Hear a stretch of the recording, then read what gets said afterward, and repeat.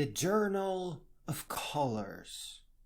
The selection of color for your art is an art in itself. Here I will ask you to slow down when it comes to color, but I also present an obvious shortcut in the end. Both ways will have you learning in a jiffy.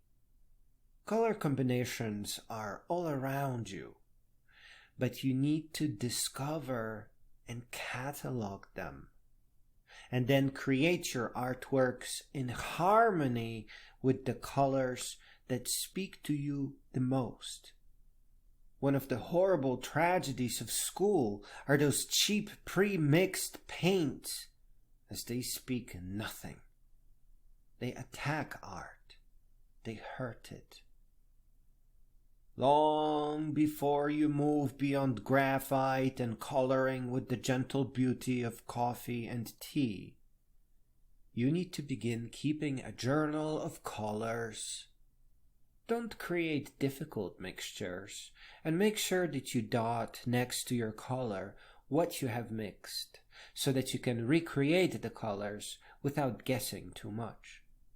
As you go through your day, pay attention to color combinations that are all around you.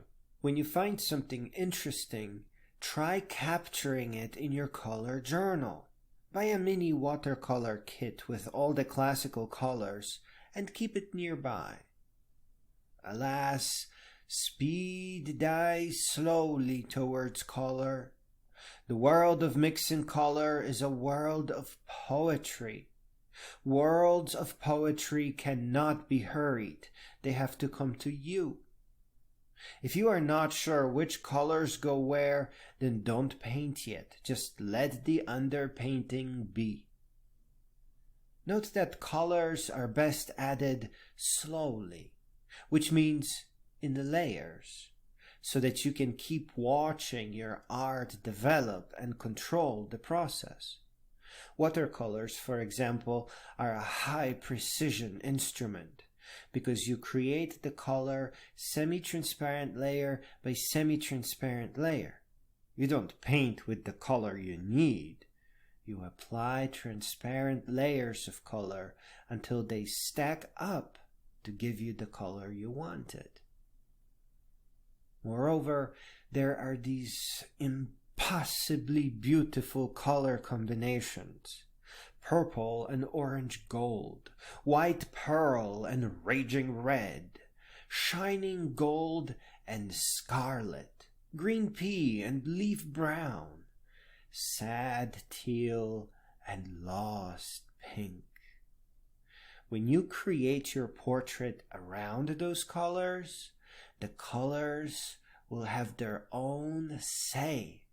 They will add a harmony that delivers your art in a hug.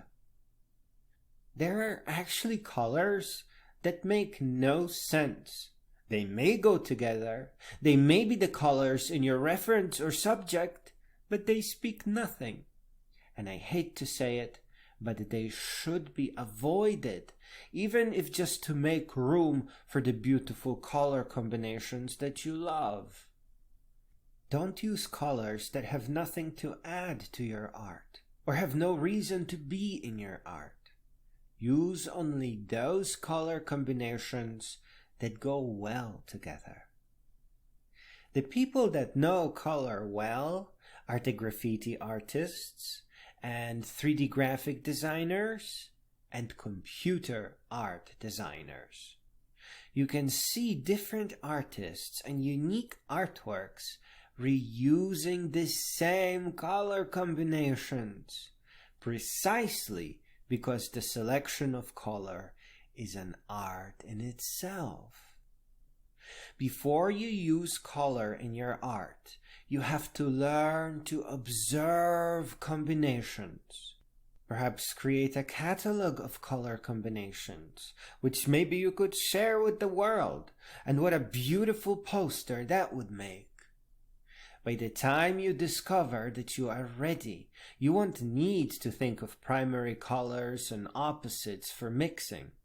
You'll have your own ways, much more precise, that make your colors come to life, that make them glow. But it is also okay to hurry, so as long as you stand on the shoulders of giants. And that is my shortcut. Copy colors of artists that speak well with them. So as long as you know that color selections is an art and that your combinations have to be meaningful.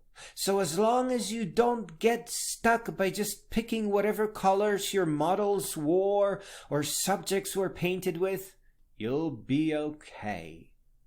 Another way to think about it is this.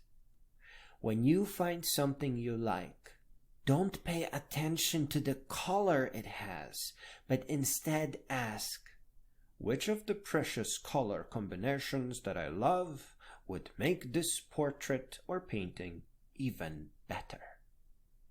And then you make a dozen little miniatures and sketches and just try them all out. Your sketches also become a work of art.